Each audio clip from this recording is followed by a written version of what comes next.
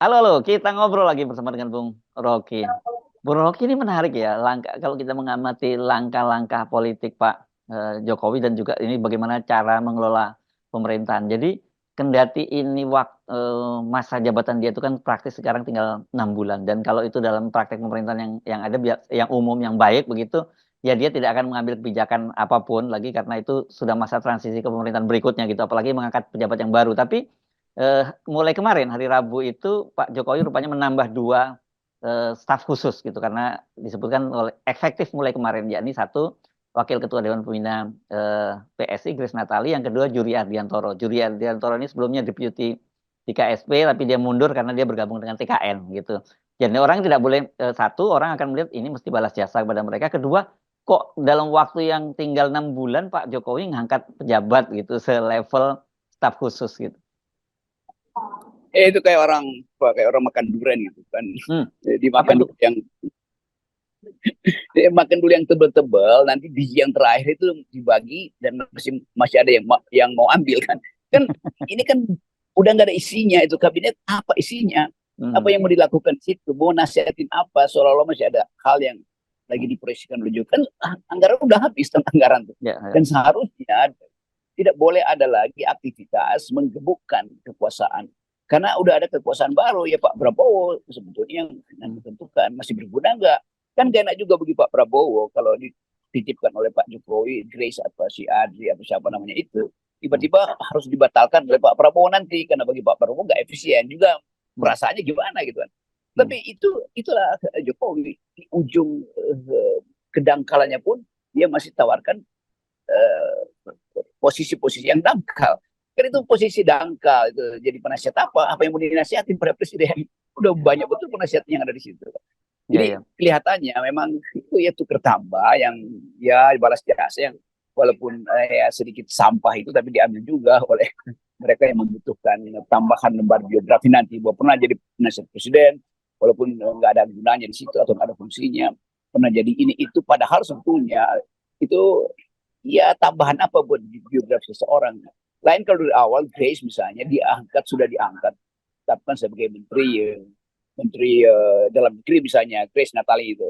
Lalu karena dia seperti siapa teman tadi itu, dia mundur sebentar Juri lalu Ardiantoro.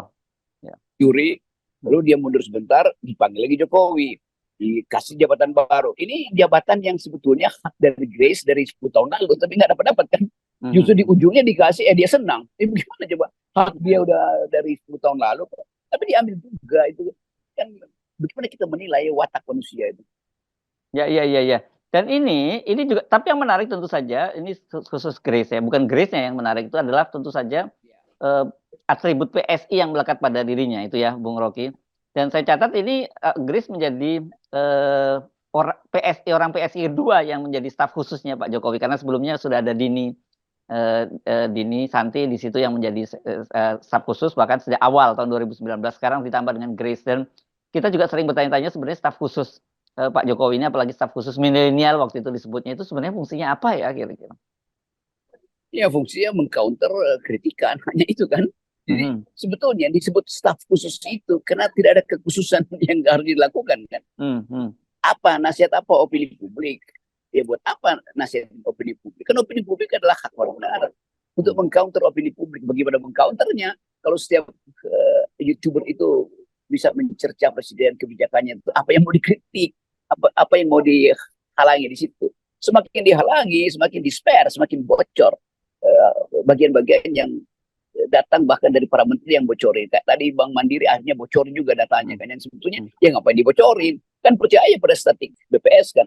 Jadi terlihat bahwa data-data itu sudah berbicara sendiri tanpa melalui staf khusus. Itu soalnya. Hmm, Ini hmm. tugas staf khusus adalah memadamkan kebakaran sebetulnya. Padahal mereka tidak punya kemampuan untuk memadamkan pikiran karena pikiran mereka sendiri itu tidak Ya, tidak pernah menyala. ya. Oke, katakanlah ini, kita mungkin tidak akan menyalahkan orang-orang yang diangkat menjadi staf khusus gitu ya. Itu kan namanya staf khusus pasti juga itu buat mereka penting juga lah ya. Tapi kita mungkin lebih menyoroti dari sesi perilaku Pak Jokowi. Mengapa Pak Jokowi sampai akhir masa jabatannya pun masih seperti itu? Itu yang ya saya kira kita perlu diskusikan, atau dia jangan-jangan dia menganggap ya ini kan berikutnya ekstensi kekuasaan saya. Jadi ya wajar, nggak ada yang berlaku misalnya 6 bulan sebelum masa jabatan berakhir saya nggak boleh ngapa-ngapain lagi gitu. Iya, dia udah selesaikan main course-nya dan dia masih camilan diambil juga tuh. Padahal sebetulnya dia udah kenyang itu. Tetapi ya begitulah, semacam keinginan untuk pamer bahwa dia itu seseorang yang masih membutuhkan pengakuan. Nah, staf khusus ini kan bagian yang diambil oleh Pak Jokowi untuk menggeluk-gelukan dia kan. Kan Ya nggak ada staf aksesori khusus lah yang ini ya Bung Rocky ya. Sebenarnya aksesori ya saja ini sebenarnya. aksesoris. Ya, ya aksesoris masih mending kalau cincinnya berlian. Tapi kalau cincin seolah-olah berlian, Ya, ya. Oke, nah kali ini positif Anda ngomongin soal berlian. Oke, lanjut. maksudnya kalau cincin berlian itu pasti disimpan di lemari itu, bukan dipamer-pamerin kan. Kan orang menganggap kalau cincin itu dilirik kecil aja orang udah tahu ini berlian. Kita bisa tahu tuh karatnya berapa, apa namanya, clarity-nya berapa. Itu kan berlian diukur dari 4C itu. Tetapi kalau cincinnya nggak bercahaya, dia mesti dipamer-pamer, digerak-gerakin supaya kelihatan bercahaya. Padahal itu cincin palsu sebetulnya kan. Jadi itu juga etikanya. Jadi ya kenapa tadi kita ngomong cincin ya? Ya udahlah. Kita ngomongin Sekarang aksesoris kita sebenarnya. iya aksesoris. Nah, staf khusus itu seharusnya dia itu brilian, bukan berlian. Ya, ya, ya. Jadi mestinya dia pamer briliannya dia. Ini dia pamer berliannya dia, yaitu jabatannya itu sendiri kan. Wah, staf khusus keren iya. Tapi itu kan kemasannya tuh aksesoris aja. Yang hanya diperlukan Jokowi untuk dipamerkan ke publik bahwa dia tambah aksesoris. Karena substansinya kan nggak ada. Kalau kita tanya staf khusus bidang apa, ya kita belum tahu. Lo belum tahu ngapain dia disebutin kan? Tetapi dalam kasus ini kan menjadi satu persoalan serius ketika orang kan kemudian mengkaitkan PSI itu sebagai partai yang diketuai oleh anaknya, bukan begitu? Ini kan udah mulai di sini mulai masuk satu persoalan yang jauh lebih serius yang disebut sebagai etika, etika publik, etika sebagai seorang kepala negara, sebagai seorang kepala pemerintahan, begitu Bung Rocky. Dan orang kan tidak bisa menghindari lagi ya ada konflik of interest antara dia dengan anaknya gitu berkaitan itu. Karena orang seperti Grace katakanlah harusnya bisa masuk DPR, tapi ternyata anaknya yang ditunjuk menjadi ketua umum nggak bisa membawa PSI masuk ke DPR juga begitu. Ya misalnya Grace Natali, kalau dia masuk P3 sekalipun dengan segala macam perbedaan kultur segala, pasti dia terpilih karena Grace bisa. Tapi karena kepentingan sendiri, justru karena dia masuk PKS dia nggak bisa tarik partai itu. Jadi sebetulnya kalau kita lihat etikanya tadi betul, mestinya Jokowi bilang seluruh staf khusus dia atau orang di sekitar istana yang terafiliasi dengan PSI minta maaf, saya copot karena PSI tidak lolos. Kan etikanya begitu. Udah nggak lolos tapi tidak dapat reward kan mestinya reward itu diberikan pada mereka yang mampu untuk mengumpulkan poin buat Jokowi. Nah, Kaisang tidak mampu mengumpulkan poin buat Jokowi. Tapi Kaisang dapat hadiah, yaitu ditempatkannya orang-orang PSI di kabinet, di sekitar Jokowi maksudnya. Itu bukan kacau, tapi ngaco. Itu kalau kacau masih mungkin bisa diberesin. Tapi kalau ngaco, ya memang basisnya ngaco. Dan kita bisa menduga ya ini mungkin bisa jadi ya itu bukan yang terakhir ini nama itu karena yang menarik tadinya dipanggil dan menurut kepala staf khususnya Ari Dwi Payana yang juga sering jadi juru bicara kan dia menyatakan bahwa itu mulai berlaku hari ini, maksudnya kemarin, artinya dipanggil oleh Pak Jokowi dan langsung berlaku kemarin juga gitu. Itu dia nggak kasih tahu tuh Grace itu tugasnya apa, publik ingin segera tahu. Dan mungkin si Grace bilang ya terima aja dulu, kita nggak tahu tugasnya apa kan. Jadi orangnya dipakai tanpa tahu tugasnya apa kan. Mestinya apa namanya subjek itu follow the function. Ini fungsinya dia nggak ngerti apa. Nah itu juga hal yang betul tadi memang cuma aksesoris bisa dipakai untuk event apa aja tuh. Tapi tetap dia aksesoris. Ya, oke. Kalau mereka tidak mau menjelaskan ya dan belum ada penjelasan tentang tugas-tugasnya apa. Tapi kalau kita bisa menduga dengan situasi seperti sekarang ketika pemerintahan akan segera berakhir, masih ada gunanya staf khusus itu?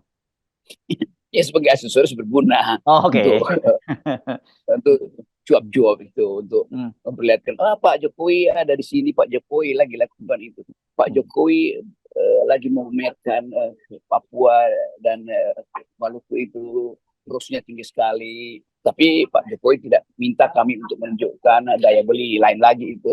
Hmm. Ini staf khusus yang memang hanya untuk memasas ego dari presiden.